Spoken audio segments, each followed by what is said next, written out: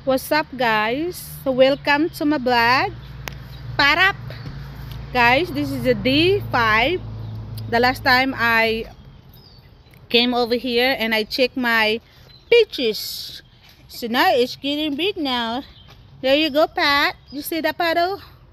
Ang iliit-lit ang putot ng ano niya, pero ang daming, as in daming peaches, guys. Look at that.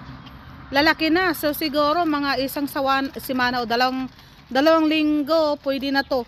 Kaso guys, tingnan mo, ang daming na nangalaglag, pero marami pa rin siyang bunga guys, as in tingnan mo, ang lit-lit lang ng puno ha, maiksi lang yung puno pa, kaso lang dami-daming peaches guys. Kita mo yan, oh, di ba? Lalaki, malapit na tong harvest guys. So I will come back here and I will show you guys when the time to harvest time for this. But right now, mayari guys, we are just harvesting right now for ready to go strawberry. Look at that guys, as in, diba? Ang dami-dami oh. Oh, harvest time guys. Another harvest. This is our second time to come here and harvest the strawberry guys. Look at that, ang dami na naman, as in kaka-harvest lang namin yung a week ago, pang-4, pang-5 na tong harvest nila. Ang dami pa rin guys, as in tingnan mo, diba? Oh, ayan, sa puno yan guys.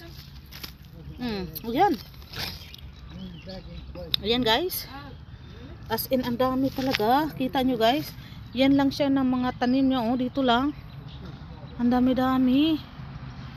Oh guys, nakikita nyo lang ha.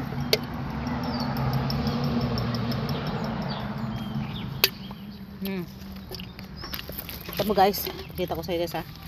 Oh ayan, tignan mo, kukunin ko guys ha. Ba?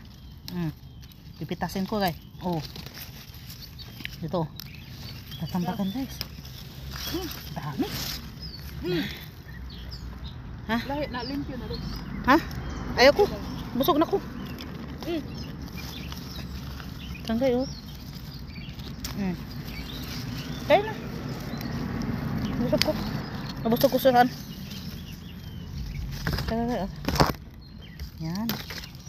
Dami kaya. Yan oh. Dami guys. As in. Ba?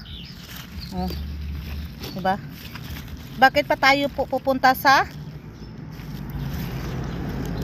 Baguio na mayroon dinala na nating Baguio sa ating backyard? Dito na, 'di ba?